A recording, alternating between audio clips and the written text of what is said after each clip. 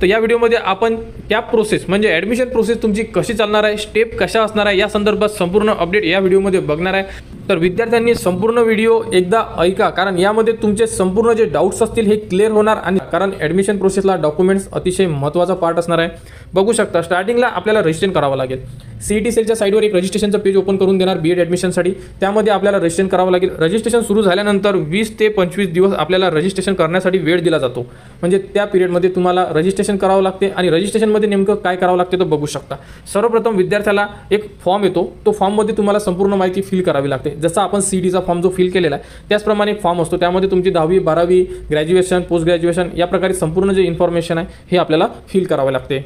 आणि त्यानंतर बघू शकता की विद्यार्थ्याला संपूर्ण जे डॉक्युमेंट्स आहे ओरिजिनल डॉक्युमेंट्स हे त्याच फॉर्ममध्ये आपल्याला अपलोड करावे लागतात स्कॅन करून, व्यवस्थितरित्या जे व्हिजिबल असले पाहिजे अशा प्रकारे डॉक्युमेंट्स तुम्हाला अपलोड करावे लागेल।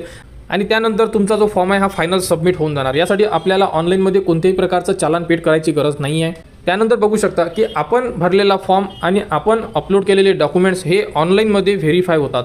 आतापर्यंतच्या रेकॉर्डमध्ये संपूर्ण जे फॉर्म होते हे ऑनलाईनमध्ये व्हेरीफाय झालेले आहे, डॉक्युमेंटसुद्धा ऑनलाईनमध्ये व्हेरीफाय झालेले आहे। तरीसुद्धा आपण ऑफलाईनचं जे ऑप्शन आहे यामध्ये दिलेलं आहे, कारण यावर्षी सांगता येत नसते की जर वेळेवर सीईटी सेलनी जर काही चेंजेस केले त्यामुळे आपण दोन्ही ऑप्शन ठेवलेले आहे, म्हणजे ऑनलाईन किंवा ऑफलाईन। परंतु 99% आपले जे फॉर्म आहे ऑनलाईनमध्येच व्हेरीफाय होणार आहे, कारण आतापर्यंतच्या रेकॉर्डमध्ये संपूर्ण जे फॉर्म आहे ऑनलाईन व्हेरीफाय झालेले आहे, अपलोड केलेले डॉक्युमेंटसुद्धा ऑनलाईनमध्ये चेक झालेले आहे। ते सर्व डॉक्युमेंट्स तुमचा फॉर्म चेक करण्यात येतो आणि जर तुमचा फॉर्म ओके असेल, संपूर्ण ठिकाणी टाकलेले डॉक्युमेंट्स टाकलेली इन्फॉर्मेशन जर कुठे मिसमॅच नसेल, तुमचा जो फॉर्म आहे हा फायनल कन्फर्म होऊन जातो। म्हणजे एकदा जर तुमचा फॉर्म फायनल कन्फर्म झाला तर तो फॉर्म आपण एडिटसुद्धा करू शकत नाही, त्यामध्ये कोणत्याही प्रकारचा चेंजेससुद्धा करू शकत नाही। तर अशा प्रकारे हे रजिस्ट्रेशनचं जे फॉर्म फिलअपचे जे पेज असते हे आपल्याला टोटली फिल करावं लागते। आणि यामध्ये एवढ्या स्टेप दिलेल्या आहेत, ह्या तर संपूर्ण ज्या स्टेप आहे ह्या स्टेपवर आपल्याला लक्ष ठेवावं लागते जोपर्यंत तुमचा फॉर्म जो आहे हा कन्फर्म होत नाही। तरी आपण वेळोवेळी ज्याही अपडेट राहणार सीईटी सेलकडून त्या तुम्हाला आपल्या चॅनलवर देण्यात येणार। त्यासाठी तुम्ही आपल्या चॅनलच्या कनेक्टमध्ये राहा, चॅनलला सबस्क्राईब करून ठेवा, जेणेकरून संपूर्ण अपडेट तुमच्यापर्यंत वेळोवेळी पोहोचल्या पाहिजे। आणि संपूर्ण तुमच्या जी डेट असणार आहे ती डेट जेव्हा संपणार, डेट संपल्यानंतर तुमची लागणार प्रोव्हिजनल मेरिट लिस्ट आणि त्यानंतर लागणार तुमची provisional merit list. Provisional merit लिस्टमध्ये तुम्हाला जेवढे मार्क्स आहेत त्या मार्क्सनुसार एक लिस्ट लागते आणि त्या लिस्टमध्ये संपूर्ण विद्यार्थ्यांचे नाव असणार आहे।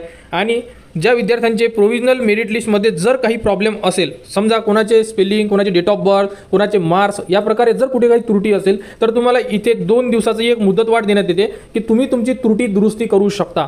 आणि ज्यांनाही दुरुस्ती करायची असेल ते करू शकतात। आणि कोणाच्या फॉर्ममध्ये जर कुठे काहीच अडचण नसेल तर तुम्हाला दुरुस्ती करायची गरज नाही आहे। आणि त्यानंतर लागणार आहे final merit list. Final merit list लागल्यानंतर कोणत्याही विद्यार्थी फॉर्ममध्ये एडिट करू शकत नाही किंवा कुठेही कंप्लेंट करू शकत नाही। फायनल मेरिट लिस्टपर्यंत ही प्रोसेस चालणार आहे आणि फायनल मेरिट लिस्ट संपल्यानंतर होणार